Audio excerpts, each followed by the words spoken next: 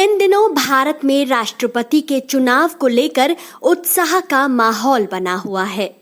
देश के वर्तमान राष्ट्रपति रामनाथ कोविंद का कार्यकाल 24 जुलाई को खत्म हो रहा है और 18 जुलाई को नए राष्ट्रपति के चुनाव के लिए इलेक्शन करवाया जा चुका है। इस चुनावी रेस में एनडीए की ओर से द्रौपदी मुर्मू और विपक्ष की ओर से यशवंत सिन्हा को उतारा गया है। लेकिन क्या आपको पता है कि देश में राष्ट्रपति को कैसे चुना जाता है और इसकी प्रक्रिया क्या है? चलिए जानते हैं।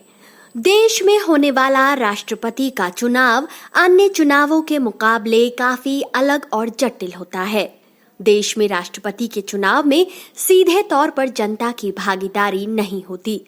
इसके विपरीत जनता का प्रतिनिधित्व करने वाले यानी सांसद और विधायक राष्ट्रपति के चुनाव में वोटिंग करते हैं। लेकिन जो सांसद या विधायक नॉमिनेटेड होते हैं वे इस चुनाव में भाग लेने के योग्य नहीं माने जाते, क्योंकि वे नॉमिनेटेड होते हैं और सीधे जनता द्वारा नहीं चुने जाते। इसी तरह विधानसभाओं के सदस्य भी इस चुनाव में हिस्सा नहीं लेते। भारतीय संविधान के अनुच्छेद 54 में भारत में होने वाली राष्ट्रपति के चुनाव की प्रक्रिया का उल्लेख किया गया है। राष्ट्रपति के चुनाव के लिए एक इलेक्टोरल कॉलेज का गठन किया जाता है, जिसमें संसद के दोनों सदनों के चुने हुए सदस्यों और राज्यों के विधानसभा में चुने गए सदस्य वोटिंग में हिस्सा लेते हैं। इसी कारण इसे अप्रत्यक्ष चुनाव भी कहा जाता है। इलेक्टोरल कॉलेज में संसद के 776 सदस्य और 4809 विधानसभा के सदस्य शामिल होते हैं। कॉलेज में कुल 10,86,431 वोट होते हैं। प्रत्येक वोट की एक कीमत होती है। हर संसद के सदस्य के वोट की कीमत 700 होती है। ये कीमत राज्य की जनसंख्या के आधार पर तय होती है। नॉमिनेशन होने के बाद चुनाव की प्रक्रिया में शामिल होने वाले सांसद और विधायक को वोट देने के लिए बैलेट पेपर दिए जाते हैं।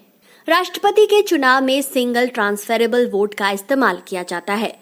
वोटर एक ही वोट देता है, पर वह सभी उम्मीदवार में से अपनी प्राथमिकता तय कर देता है, यानी वह बैलेट पेपर पर बता देता है कि उसकी पहली पसंद कौन है और दूसरी तीसरी कौन। बैलेट पेपर पर कोई चुनावी चिन्ह नहीं मौजूद होता, जबकि पेपर पर 2 कॉलम होते हैं और पहले कॉलम में कैंडिडेट का नाम लिखा होता है और दूसरे कॉलम में प्रेफरेंस ऑर्डर लिखा होता है। आपको बता दें कि भारतीय संविधान के अनुच्छेद 58 में राष्ट्रपति चुनाव में शामिल होने वाले उम्मीदवारों की योग्यता के विषय में भी जानकारी दी गई है। योग्यता के अनुसार उम्मीदवार भारत का नागरिक होना चाहिए और उसकी उम्र कम से कम 35 वर्ष होनी चाहिए। इसके साथ ही यह आवश्यक है कि उम्मीदवार किसी लाभ के पद पर न हो, अन्यथा उसे डिस्क्वालीफाई कर दिया जाएगा।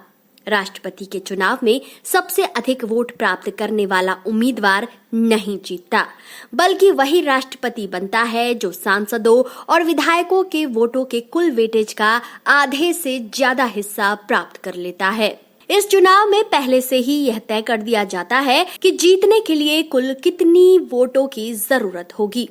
इस बार इलेक्टोरल कॉलेज के सदस्यों के वोटों का कुल वेटेज 10,98,882 है, यानी जीतने के लिए उम्मीदवार को 5,49,442 वोट प्राप्त करने होंगे।